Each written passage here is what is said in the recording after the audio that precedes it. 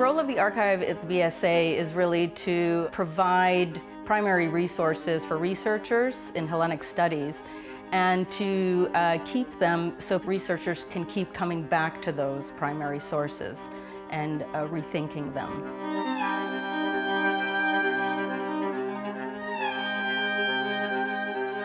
So the BSA Archive is located on the second floor of the 1986 library extension.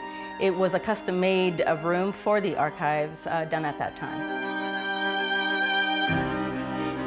The British School Archives have a wide range of material.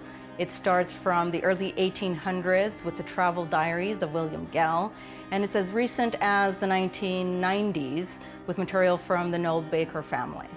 We have a variety of documents here in the BSA Archives, from letters, of course the corporate records of the school, photographs, glass negatives, photo albums, certificates from government bodies, architectural drawings, excavation records, and personal papers of a variety of British archaeologists. Three collections which are quite fascinating in the archives are the Byzantine Research Fund, one of the oldest collections we have here. The Mycenae Excavation Records, which was done in the 1920s by Ellen Wace. The Spartan Excavation Records, which started in 1906. The Byzantine Research Fund is one of the oldest collections we have chronologically.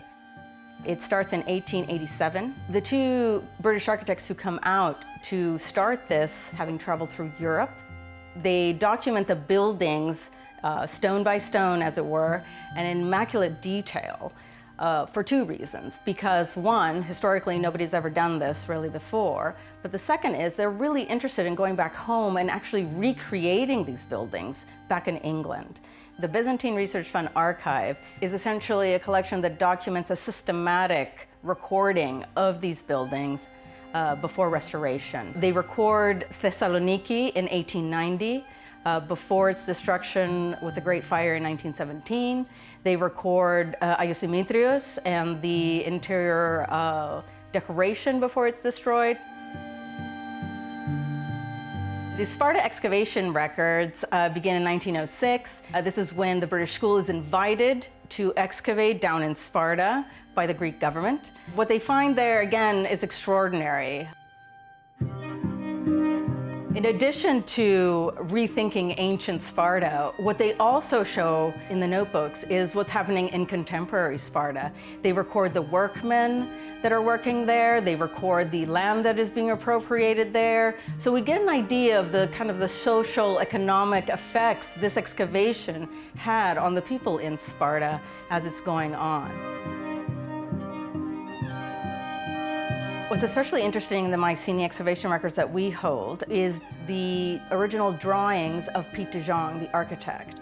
He was an incredible artist, and he did amazing watercolors, reconstructions, frescoes, vessels, and again, this is a time where there's no color photography, so a lot of the watercolors that were produced for this exhibition were essentially excavation records.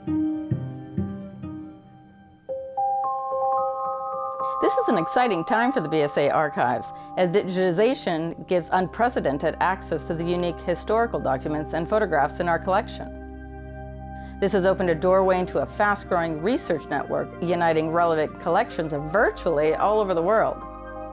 Digitization allows access not only to scholars, but to the wider public, giving them a very immediate connection wherever they are to learn about the past.